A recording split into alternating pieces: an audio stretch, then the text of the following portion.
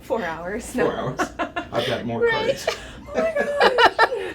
Wait till we get to the part where we ask you to sing. Okay, No. so just start That would with be your bad. name and then spell it for me, please. Jade Mitchell. First Yep. name Jade. Last name Mitchell. And what is your title? Assistant professor. In, In biosystems and agricultural engineering. Okay. Hold on 1 second. The first thing I want you to do is just say, hi, my name's Jade Mitchell. I'm an assistant professor in biosystems and engineering at Michigan Yeah. State University. Okay. Go. Hi, my name is Jade Mitchell. I'm an assistant professor in agricultural. I That's messed okay. up. Start it again. Sorry. No worries. That's right. I'm not good at doing You'll things be fine. Oh, rehearsed. you're gonna be fine. You'll be You will fine. That's why we didn't rehearse any answers to the questions. Oh, because that could be worse. Mm-hmm. All right. Hi, my name is Jade Mitchell. I'm an assistant professor in biosystems and agricultural engineering at Michigan State University. Great. When did you first discover that this was a field that interested you? Wow, I was interested in engineering as a middle school student, but I guess I had to go all the way through high school before I connected biology and the environment to engineering. So by the time I was a senior in high school. What about engineering interested you as a middle school student, and how did you nurture that interest through high school? I was really good at math and science, which I know is quite typical. And I thought that there were other fields that I was introduced to, like medicine. I just didn't see myself working that much with people. I really liked working with data and seeing it applied to help people in other ways. So I did a lot of summer programs at universities around Philadelphia, where I'm from, and that's how I nurtured it. Okay, great. What excites you about your work? The work that I do is really relevant to the way that people live their everyday lives. So I help establish water quality standards and food safety standards, as well as measuring risk to chemicals that people use, and infectious diseases that are transported like through air or through touching surfaces. So I'm really excited about that because I think it is a preventative way to help people, like as opposed to letting them get sick and then helping them from the clinical side. Okay.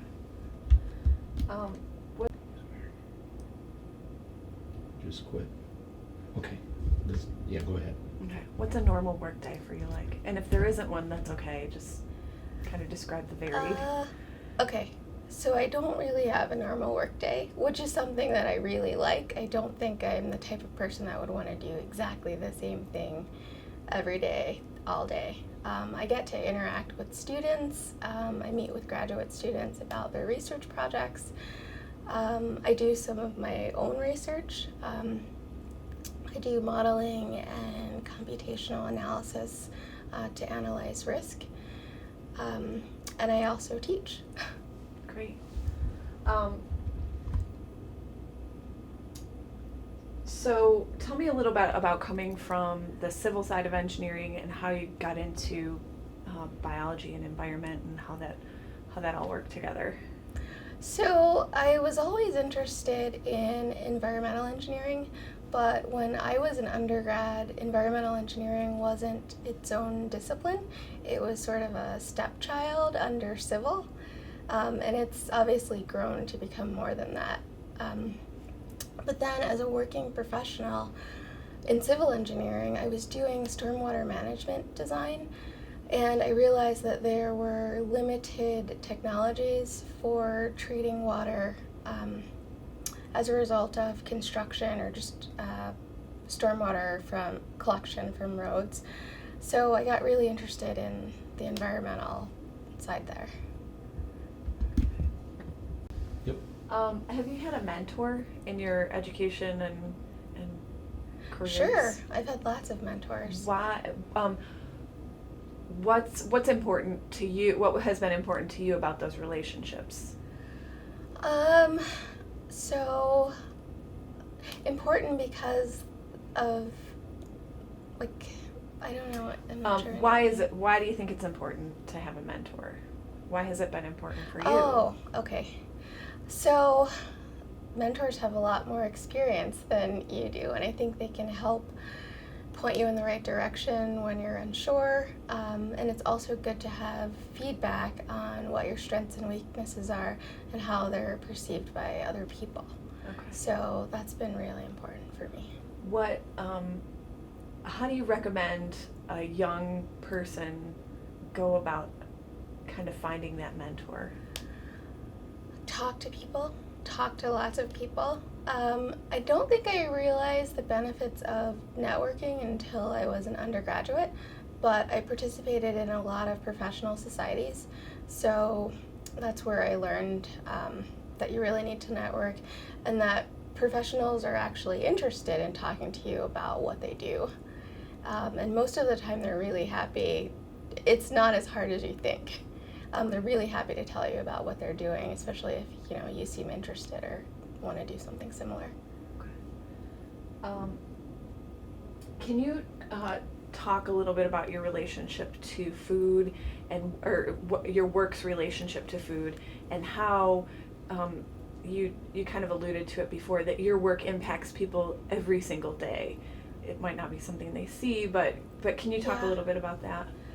Sure. So we usually buy our food at a grocery store, which seems like a really sterile environment, but the truth is that our food is grown outside and it's not a very sterile environment. And the same thing is with our water.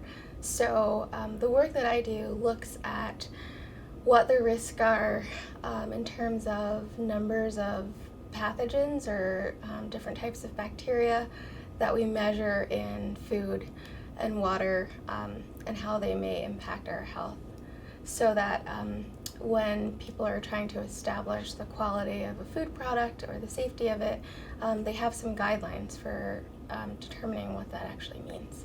Okay. Does that mean people should be afraid of food and No, water? not at all. Okay. So can you say that? Can you say that Oh, doesn't yeah. mean people need to be afraid I of mean, their we food? live in a very dynamic ecosystem, and there are many bacteria and parasites and viruses that are around us all the time, and it doesn't mean that there's a risk of harm. Okay. Yeah. Can you tap your screen, Yeah. please? There we go. There. Yep. Okay. What does your job require skills from other fields like social science, the arts, and how does it involve those? It does. That's one of the reasons why I really like doing human health risk assessment, because a lot of it depends on people's behaviors. So I have collaborators who are social scientists who measure behaviors and try to understand why people make decisions, and then they help me translate my science into policies that people will actually adopt. Great. And how does your job allow you to be creative? Wow. Does it? I mean, do you feel like it does? I do. So there are standard principles and processes, but I have to figure out how to solve problems every day. So I have to figure out, which of those principles or processes apply, how to combine them to come out with solutions. Okay. What technology do you use in your day-to-day work? Most of my work is computational, so I use lots of different computer programs and models. Some of them we write ourselves, so coding is a big part of my job, but there are also some other tools, like the Environmental Protection Agency has their own models for measuring how toxins and microbes are transported through the environment, so we also apply those. So tell me a little bit about the coding part. Like, what does that mean when you say, like, I know how to code. What's that mean? It's basically telling the computer what you want it to do. So you have to understand the language that the computer understands, so that you can tell it what type of algorithm or output, you are looking for in your results. Okay. And how do you see technology impacting not only your career in the future, but like the generations who will fill your shoes? It's kind of hard. So technology, in terms of, well, there's two parts. There's the technology that will be used to do your job, and I think that as technology advances, it makes your job easier. But in the work that I do, I need to evaluate new technologies to determine that they're meeting certain goals. So in terms of water treatment, we know that due to climate change, there are situations or places that are having lots of droughts. They're going to reuse wastewater, and in order to make sure that that's safe, there are new technologies that are coming out to make that possible. So I evaluate new technologies. So I think either way, there's great benefit. Okay. How's the work that you're doing contributing to this challenge of feeding a growing population on our planet? So, Super wow, easy questions. how am I saving the world? Basically, that's the next question. Or Okay. how are you making a difference? Or how do you feel like you're making a difference? So I look at trade-offs in risk in my work. So in terms of food security, one of the things I do is I look at trade-offs between availability and quantity, so quality and quantity, because we don't want to sacrifice nutrition in order to produce more quality. So what are you finding with that? What's that mean? I don't think I have an answer. Okay.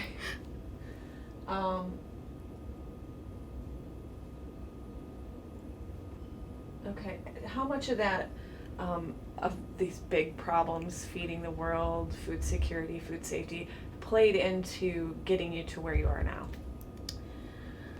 Oh boy. Like when so you have your undergrad degree in civil engineering. Are you kind of like, there's something missing here. I should, I mean, was there any point where you were kind of like, I could do more with this, or?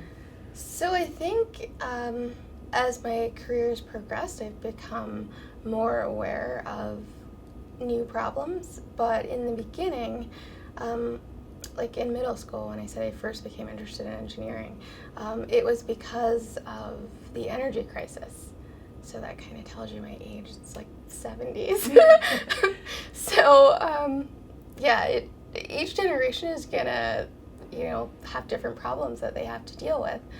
Sustainability is a big part of what we do in engineering now. So we're trying to look forward to future generations so that we're not creating new problems.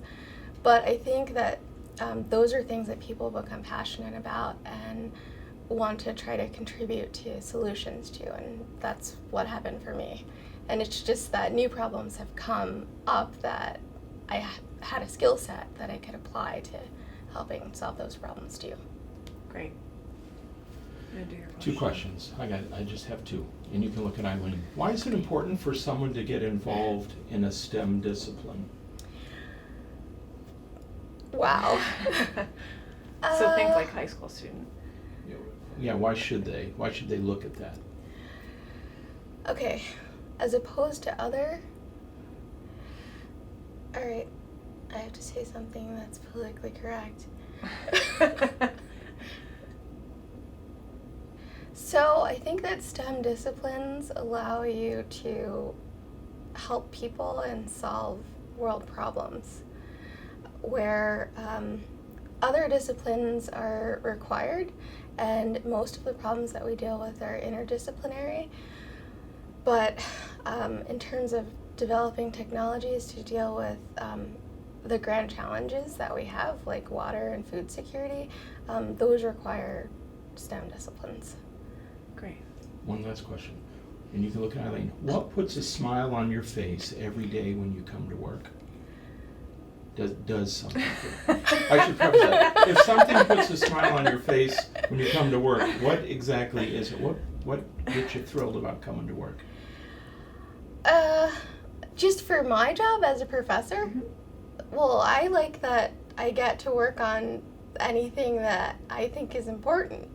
And, you know, luckily the things that I think of as important are really big problems that need to be solved.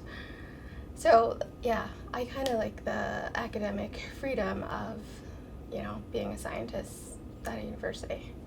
What do you do when you're overwhelmed by those? Oh, Or do, I mean, looking at those big problems, like what do you do for fun then? Like to just kind of be like, I don't really see them as depressing. I see them as opportunities, and they actually stimulate me intellectually. So, yeah, I don't really see the problems that's in a awesome. bad way, I guess. See them more as challenges, kind of. As you see them kind of as challenges. Yeah, I see them as challenges. I know that we have skills and tools that we can apply to address them. Great. Yeah, You want to sing while we got you hooked up? I can't sing. Okay. The only